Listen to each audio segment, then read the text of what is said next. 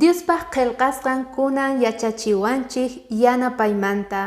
Kay libro de Deuteronomio capítulo 10 versículo 12 y 13 nin.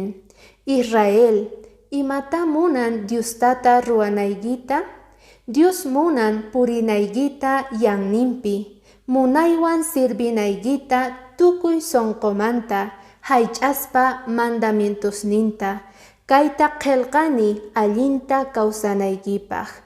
Dios mañawanchik kunandia sirvinanchikta, yachachispa wajkunaman palabranta, chantapis yanapaspa kuyamasinchikta, oraspa pichus yakiniyuqman.